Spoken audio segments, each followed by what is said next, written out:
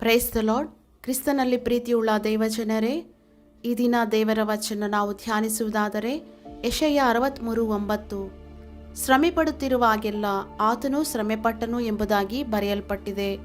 ನಮ್ಮ ಆತ್ಮಿಕ ಜೀವಿತದಲ್ಲಿ ಎಷ್ಟೋ ಸಮಸ್ಯೆಗಳು, ಎಷ್ಟೋ ಬಾಧೆಗಳು, ತಂದೆ ತಾಯಿಗಳು ಮಕ್ಕಳನ್ನು ಅರ್ಥ ಮಾಡಿಕೊಳ್ಳದೆ, ಮಕ್ಕಳು ತಂದೆ ತಾಯಿಗಳನ್ನು ಅರ್ಥ ಮಾಡಿಕೊಳ್ಳದೆ, ಹೀಗೆ ಒಬ್ಬರಿಗೊಬ್ಬರು ಅರ್ಥ ಮಾಡಿಕೊಳ್ಳದೆ ವಿಧ ವಿಧವಾದ ಸಮಸ್ಯೆಗಳ ಸುಳಿಯಲ್ಲಿ ಸಿಕ್ಕಿಕೊಂಡು ಯಾರು ಇದರಿಂದ ಬಿಡಿಸುತ್ತಾರೆ ಎಂಬುದಾಗಿ ಸಹಾಯಕ್ಕಾಗಿ ಮನುಷ್ಯರ ಸಹಕಾರಕ್ಕಾಗಿ ಎದುರು ನೋಡುತ್ತಾ ಇರುತ್ತಿದ್ದಾರೆ.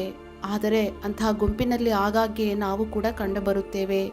ಈ ದಿನ ನಾವು ತಿಳಿದುಕೊಳ್ಳಬೇಕಾದಂತಹ ಒಂದು ಒಳ್ಳೆಯ ಶುಭ ವಿಷಯವೇನೆಂದರೆ, ಕೊನೆ ಉಸಿರಿರುವವರೆಗೂ ಕರ್ತನೊಬ್ಬನೇ ನಮ್ಮ ಜೊತೆ ಇರುವರು. ದೇವರಿಗೆ ಮಹಿಮೆಯಾಗಲಿ.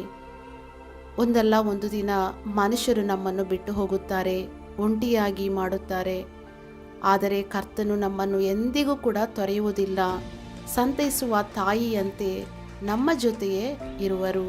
ಅಂತಹ ಒಳ್ಳೆಯ ದೇವರನ್ನು ನಾವು ನಂಬಿ ಆತನ ವಚನಕ್ಕೆ ಹೃದಯದಲ್ಲಿ ಸ್ಥಳ ಕೊಟ್ಟು ಕ್ರಿಸ್ತನನ್ನು ಹೃದಯದಲ್ಲಿ ಅಂಗೀಕರಿಸಿ ಆತನ ಪ್ರೀತಿಯ ಹೆಜ್ಜೆ ಜಾಡುಗಳನ್ನು ಹಿಂಬಾಲಿಸೋಣವೇ?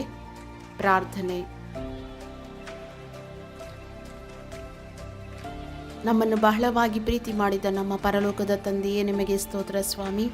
ಈ ದಿನ ಎಷ್ಟು ಜನರಾದರೆ ಸಮಸ್ಯೆಗಳ ಸುಳಿಯಲ್ಲಿ ಸಿಕ್ಕಿಕೊಂಡು ಯಾರು ನನ್ನನ್ನು ಬಿಡಿಸುತ್ತಾರೆ, ಯಾರು ನನಗೆ ಸಹಾಯ ಮಾಡುತ್ತಾರೆ, ಯಾರು ನನಗೆ ಆದರಣೆ ನೀಡುತ್ತಾರೆ ಎಂಬುದಾಗಿ ಸಂತೈಸುವಿಕೆಗೋಸ್ಕರ, ಪ್ರೀತಿಗೋಸ್ಕರ ಎದುರು ನೋಡುತ್ತಿದ್ದಾರೋ ಅವರೆಲ್ಲರಿಗೂ ನಿಮ್ಮ ಕಲ್ವಾರಿ ಪ್ರೀತಿಯನ್ನು ತೋರಿಸಿ ಕರ್ತನೆ, ಸಹಾಯ ಮಾಡುವ ನಿಮ್ಮ ಕರಗಳನ್ನು ಚಾಚಿ ಅವರ ಶ್ರಮೆಗಳಲ್ಲಿ ನೀವು ಕೂಡ ಶ್ರಮೆ ಪಟ್ಟಿರುವಂತೆ ಕರ್ತನೆ ಆಧರಿಸಿ, ಧೈರ್ಯಪಡಿಸಿ, ಪರಾಂಬರಿಸಿ ನಿನ್ನ ರಾಜ್ಯಕ್ಕಾಗಿ ಸಿದ್ಧಪಡಿಸಬೇಕೆಂಬುದಾಗಿ ಬೇಡಿಕೊಳ್ಳುತ್ತಿದ್ದೇವೆ ಸ್ವಾಮಿ.